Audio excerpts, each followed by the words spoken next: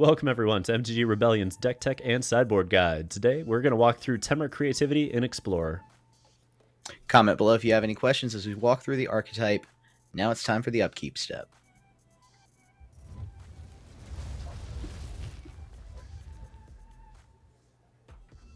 Alrighty. God, I love that this deck is finally online. Thanks, WotC, for giving it to us in the anthology. We've been waiting for a while for this to be Tier 1. I love this list. Honestly, we've been messing with it for the last week or two. I'm sitting in the top 1,000 of Mythic with it. I've been having a lot of fun winning with it. So there are some considerations in here that need to be talked about. I think first and foremost, Max, the mana base. People are going to have questions about that. So I'm going to take a moment to address it. Murex versus Mutavault. A lot of people are used to seeing Mutavaults in Reed Duke's list. I do think Murex is actually the stronger choice at this point. Mutavault makes sense if you are in a metagame where you need to be comboing off on turn 5 basically no matter what, because it's going to do a great job of enabling you to have that target for exactly 1 mana. The problem is a lot of these games are starting to go longer. The mirror match goes longer. Azorius Lotus is out there. It's going to go longer. Mono Green Devotion can go a little bit longer sometimes. And Murex really starts to pay dividends in these matchups where you're going to go past turn 5, where you're going to get into turns 8, 9, and 10, and you have to worry about positioning and being able to just crap out 1/1s that, while technically an alt win, I've never actually seen anyone win with that. It's come close a couple times, but it never turns into that. What it turns into is a lot of creativity targets so that you can Indomitable for 4, and maybe they can only kill 2, and you still get the combo. So I think it's proven out. The fact that if you need to combo on turn 5, it can come in as an untapped red source is also not a small thing. That can be very useful. So that's Murex versus Mutavault in that debate, right? Okay, I didn't consider the fact that when it comes in, you can tap it for a color. That does kind of change things in my mind because that was one of my questions. So yeah, okay. Thank you for the clarification. The next piece in this mana base you're going to see is that there's no Hall of the Storm Giants, there's no Spire Bluff Canals. The reasoning for this is really, really simple. We can't have tapped lands after turn 3, and those are lands that are amazing on the early turns, but after turn 3 come into play tapped. That's a huge problem because we already run 3 tapped lands in Spikefield Hazard and another tapped land with Valakut Awakens. We can't afford to have 7 or 8 lands come into play tapped after turn 3 because that means more than a quarter of our mana base is going to come, a third of our mana base would be coming into play tapped potentially. That's a problem. That's not something you can afford in a combo deck where you need to smoothly untap and have access to all of your mana to position correctly. So that's why those got cut ultimately. I don't think Hall of the Storm Giants is going to get you a lot of wins, so I don't think it's worth the risk. And Spire Bluff Canal, we have Shivan Reef, we've got Stormcore Carved Coast, we have Steam Vents, we have River Glide Pathway. That's 16 ways to hit blue mana alone. We don't need additional in this one. Okay, talk to us about some of these card choices because I've seen some wild builds. I've seen some stuff in the sideboard. Coma. I've seen double Coma in the sideboard. I've seen Brotherhood's End. I don't see any copies of Aethergust. What's going on? Talk to us about some of these card choices. Okay, yeah. Let's start with Coma. There is no Coma in this build. There's no Atraxa. I think a lot of people are looking at that and they're thinking to themselves, how do we shore up these Rakdos mid-range matchups? You know, these mid-range disruptive matchups where you're vying for just one target to get you there. And Coma, if it resolves and isn't immediately answered, will win single-handedly against every archetype very quickly. But I don't love the positioning. I don't typically even get to play an Indomitable Creativity against these Rakdos decks. Like, Rakdos midrange is a bad matchup, and I'm just going to accept that with this list. It's okay. It's okay. You can have a bad matchup in Explorer. This deck isn't tier 0. It's not beating everything. Rakdos midrange is a nightmare. They're going to have Thoughtseize, Duress, Go Blank, and Lily of the Veil. If you're playing any kind of combo deck, you know how rough that is to try to play through. So accept the fact that it's like a 30-70 matchup. Quit trying to fix it with 2 cards in the sideboard. You're better off just trying to go for the Worldspine Xenagos combo anyway, in my opinion, because at least that wins on impact typically, whereas Coma is like, okay, but like, hope you don't have Shieldred to deal the last 6 points while I try to get enough snakes, you know? It's just not a practical plan, in my opinion. So that's why there's no Coma and there's no Atraxa. I think those are solutions that people are trying out to deal with mid-range interactive decks that are disruptive. and I just don't see it as being a very effective solution. So I don't run them. Okay, that makes sense. What about some of these other sideboard choices? Aethergust, Brotherhood's End. What's going on there? So Brotherhood's End was based on the fact that Ramos and I were testing out Boros Skalds and Sacdos, and Brotherhood's End is amazing against both of them. It's just too good to ignore there, and it's critical in those matchups.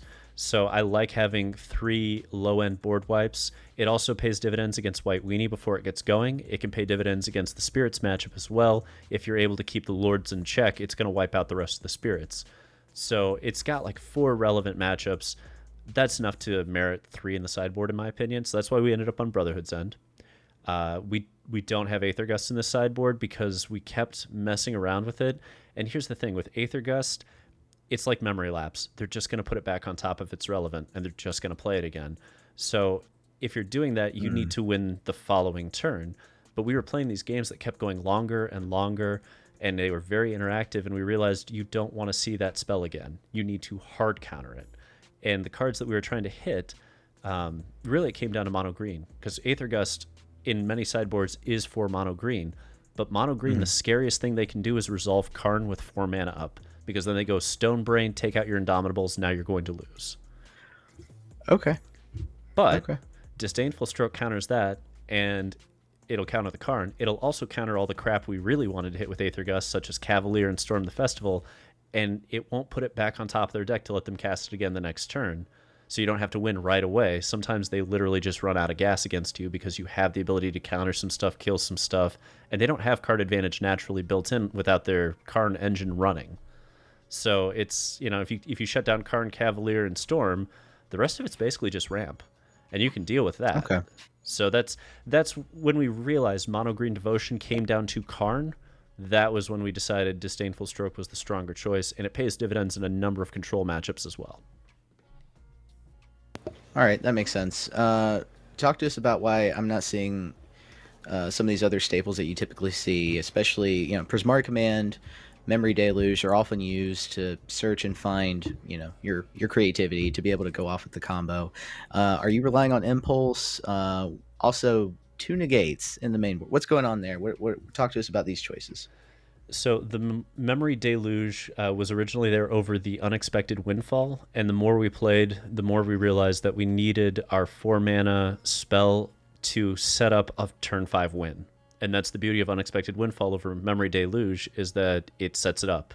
On the end of their turn 4, you cast Unexpected Windfall, you draw 2 cards, you get 2 treasure tokens, you untap, play your 5th land, Indomitable for 2, hitting the treasure tokens, and get the combo and win. So that's, we wanted to consistently have what we needed to Indomitable and get there. And so that's why we pushed over to Unexpected Windfall, because their Explorer's fast. You don't have forever always. And so against these aggressive archetypes, we don't have time for Memory Deluge. We just needed to get going. So that's why we did Unexpected Windfall there. The negates are there as a nod to the fact that we need more hard counters for things like Karn and Storm the Festival against Mono Green, that Azorius Lotus is rising in popularity and is a problem. And that Showdown is a card that if you counter against Boros Skalds, sometimes they just are out of gas. Like, they very much rely on that enchantment to pave the way for them to have their inevitability push through. And if you counter it with negate, well, that's that then. They ran out of their engine. You can probably mop things up with a couple of removal spells and take your time comboing. So we pushed into negate because the hard counter's just that well positioned right now. Last but not least, the Prismari Command.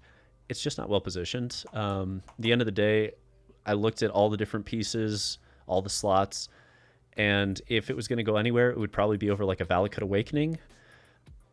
But I like Valakut Awakening. I want that extra land for these control mirrors and for the Temur Creativity mirrors. I want the 5th iteration of let's dump Xenagos and Worldspine back into the deck so that we can Indomitable them out.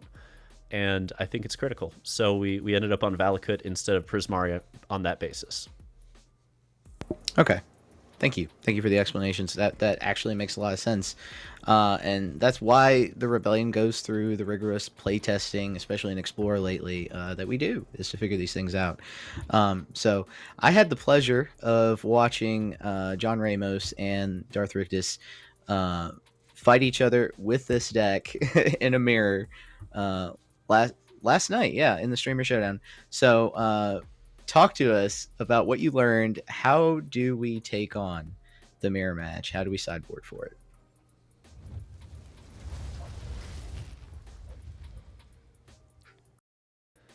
Alrighty, mirror match. Disdainful Strokes are coming in. Negate's coming in. Search for Skanta is coming in. The 3 Shark Typhoons are coming in, and the 2 Hullbreaker Horrors are coming in.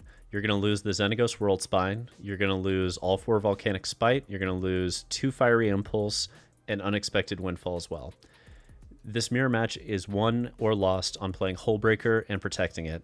Since that's the end game, everything else exists to facilitate it. Fiery Impulse, you may look at it like, why are 2 of those staying in? A couple reasons. First, you need to take your opponent's Fable tokens away from them the moment they hit, if they hit.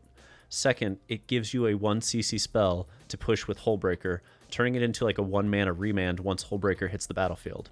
Now, as a quick note, you will often save your Indomitables in the mirror and use them on your opponent's Hullbreaker Horrors, as they are the only removal spell for Hullbreaker Horror in the mirror match. Shark Typhoon, Fable, Murex will apply pressure to your opponent, and that'll keep them off balance and force them into awkward resource management positions, so that's why those are still in. And Search for Azcanta, I'll be honest with you, that's our like 75th card. That's our test slot. Ramos and I are trying out, I think we listed at the end of our stream the other night, 13-ish options for what you could put there. I went with Search for Azcanta. Wow. I think he's going to try something else entirely, but that's the weird slot. I like Search for Azcanta in theory. That's the one we haven't tested heavily. Feel free, comment below, let us know what you think the 75th card should be, and note that it's probably going to be for mirrors and control, because we should be just fine against the rest. Yeah. Wow.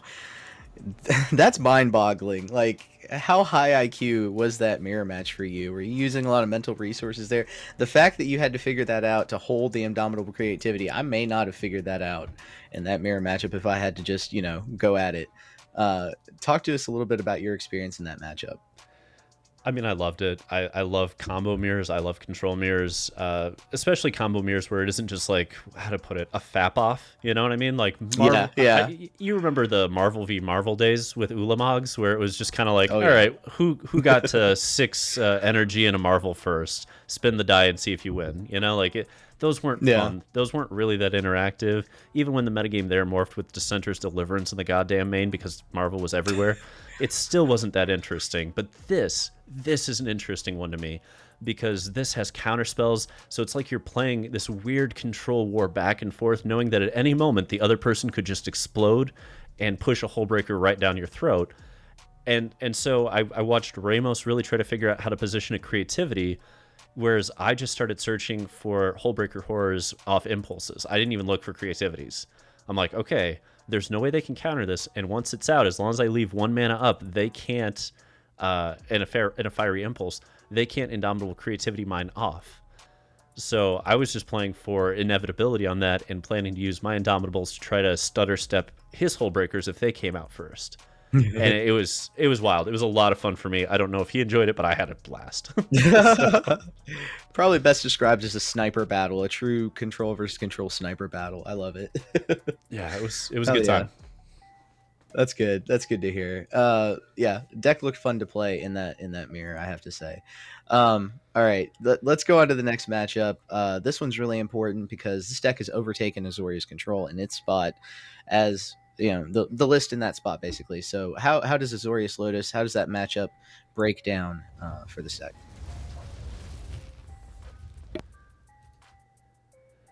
All right, Temur Creativity against Azorius Lotus. We are going to board in the Fry, the Search for Azcanta, the Disdainful Strokes, the Negate, the Shark Typhoons, and the Hullbreaker Horrors. We're going to lose Xenagos and Worldspine for the Hullbreakers as per usual, and then we're going to board out all the Volcanic Spites and all the Fiery Impulses. Your removal spells here are pretty much dead. I mean, they can hit Strict Proctors, but you don't care. You don't really have ETB effects that... You just don't have ETB effects. You don't give a shit. And by the time you're killing their stuff, they've already gotten Lotus Field out and running, so it's kind of pointless too. Therefore, we're shifting into anti-control mode. We're pushing Hullbreaker, Horror, Sharknado, and a slew of counters. And of course, the Solitary Fry is there for the one Teferi that may slip through. And one Search for Kanta is there to just kind of help steady our draws. Because, again, in these matchups, you can't miss land drops. You just got to keep going. Okay. So, as Kanta is this the matchup that basically made you think Search for Kanta should be that card? I mean, between this and the mirror, those were the two where I'm like, okay, maybe we need Search for Kanta because we need to smooth out our draws. And like, it gives you kind of a weird inevitability scenario too, where if you go far enough down the beaten path, you will eventually flip that Search for Kanta, and then you're just able to search for card advantage on their end step, while also giving you an additional land drop. So I like that it fulfills 3-ish roles in this. Again, still don't know if it's right, but I like theoretically where it's positioned. It seems like a good choice. I'll have to run it as well and see. Fair. Yeah. Okay. So combo decks, right? I consider Mono Green Devotion a type of combo deck. It's more of an aggressive deck, but combo decks haven't really seen a lot of success in Explorer overall.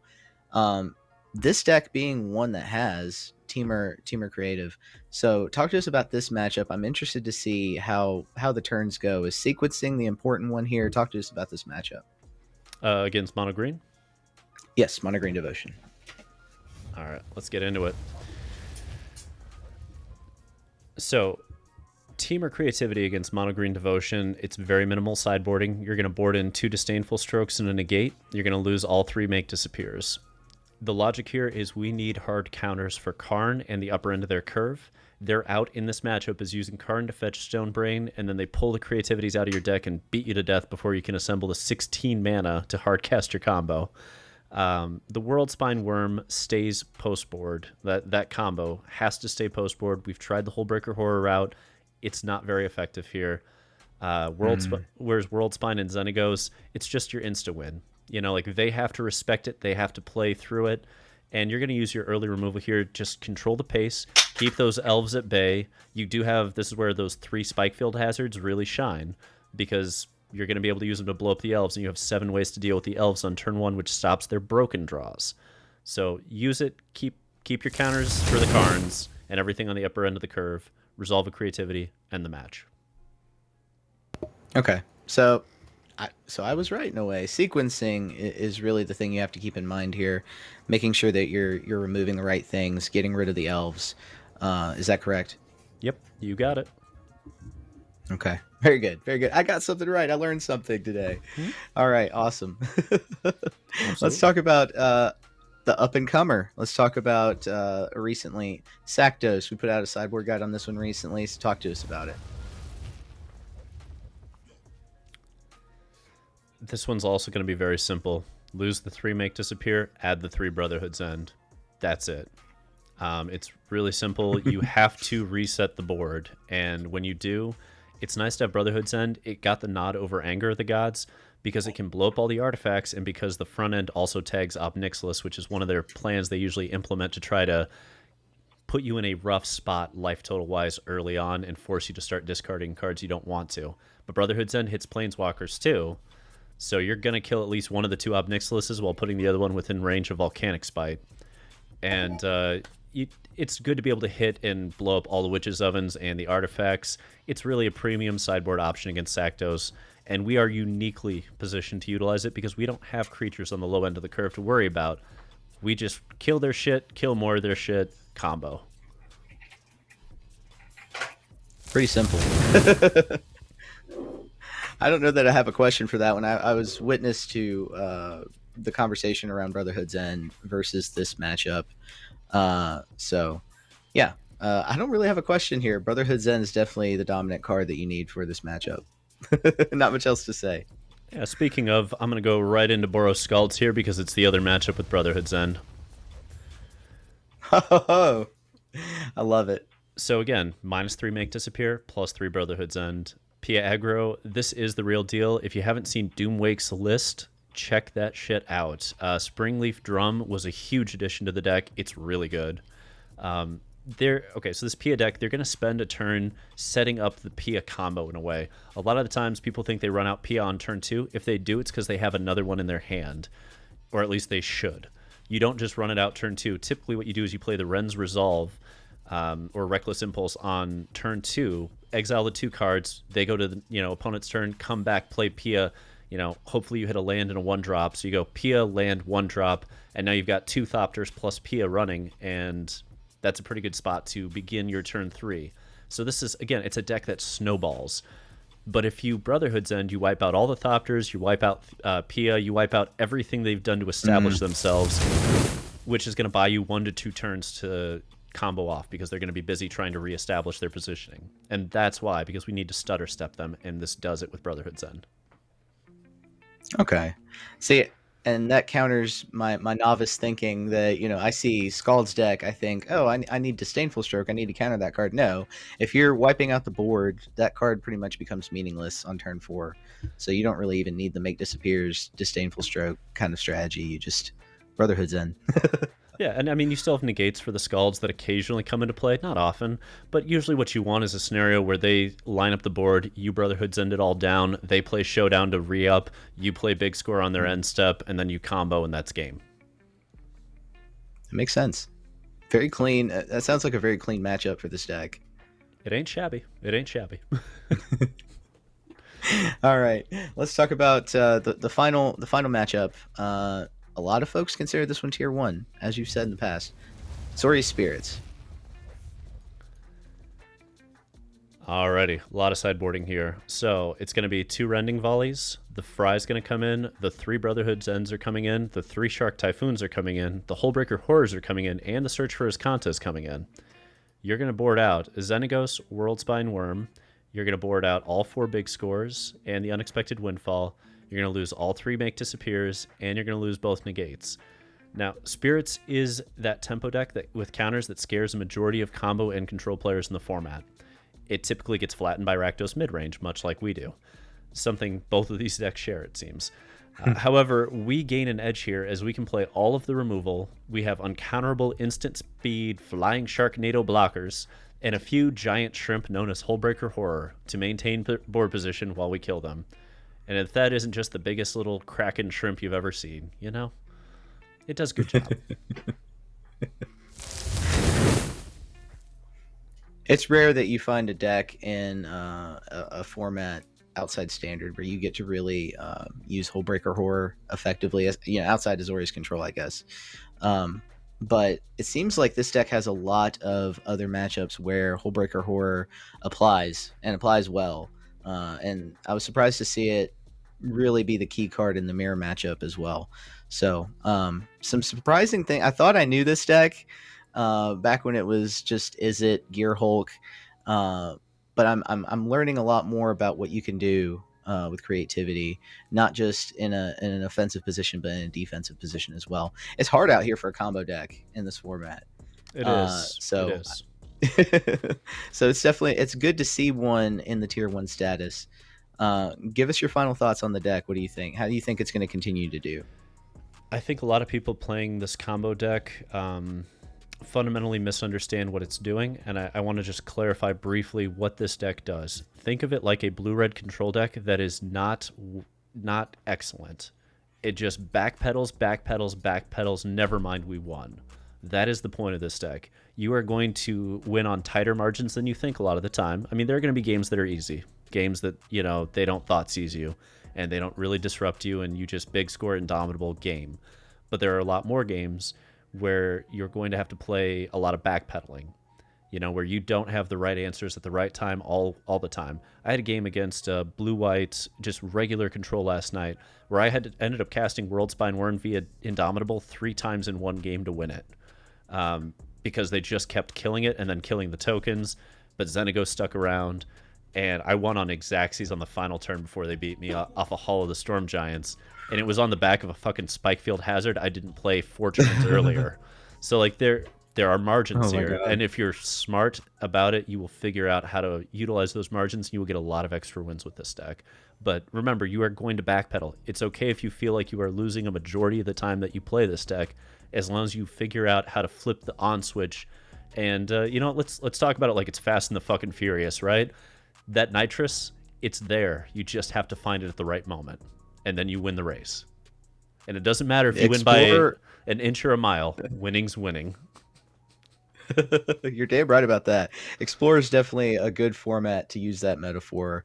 And to add to that, Gone in 60 Seconds. Like this, this format is about fast play. Hell Yup. yeah. But if you want to challenge, take on this deck, use this deck. Let us know how you do this weekend and over the course of the next few weeks. Let us know in the comments in the chat how you're doing and if you would make any changes to the base list. All right. Thank you, Darth Rictus of the Dark Stream, and I'm Max Damage. So from all of us at the Rebellion, don't forget to untap, upkeep, Resist. resist.